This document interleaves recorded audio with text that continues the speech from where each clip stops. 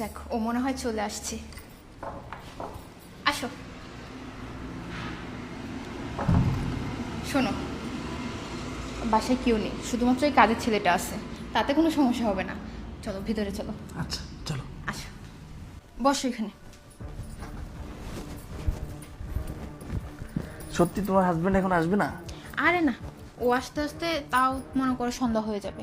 এর এতক্ষণ সময় তুমি আর আমি এখানে থাকবো। আচ্ছা তাহলে তো অনেক মজা হবে। আর ওই যে তোমার বাসায় একটা কাজের ছেলে আছে, ও আবার কিছু বলে দিবে না তো? আরে না, ওরে তো আমি রান্না করতে পাঠাই দিছি। আমি কি এত কাছাকাছি করব? আমি ওরে বলছি সুন্দর মতো রান্না করবি, আমার একটা ফ্রেন্ড আসতেছে।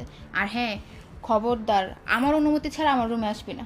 জান, আমি তো আরো ভাবছি আজকে তুমি আমাকে রান্না করে খাওয়াবা। আচ্ছা সমস্যা নেই, তুমি রান্না করতে গেলে আমি আমি আবার সময় কাট থেকে নিব।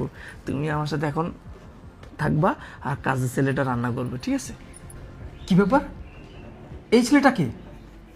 তার মানে কাজের ছেলেটা আমাকে যা বলতো সব সত্যি, আর কাজের ছেলেটা আমাকে এই ছেলের কথাই বলতো।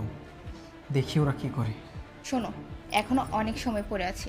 আমাদের যখন বিয়ে হয়ে যাবে তখন থেকে প্রতিদিন আমি তোমাকে রান্না করে খাওয়াবো। এখন যদি রান্না করতে যাই তাহলে তোমাকে কিভাবে সময় দেবো বলো? তুমি ঠিক বলছো। তবে শোনো, এইভাবে আমার আর ভালো লাগে না, বুঝছো? কত চুরি করে তোমার বাসায় আসবো বলো? কবে আমি তোমাকে বিয়ে করব? কবে তুমি তোমার জামাইকে ডিভোর্স দিবা বলো? শোনো, আমিও তো সেটাই ভাবতেছি। আমারও এভাবে আর ভালো লাগে না।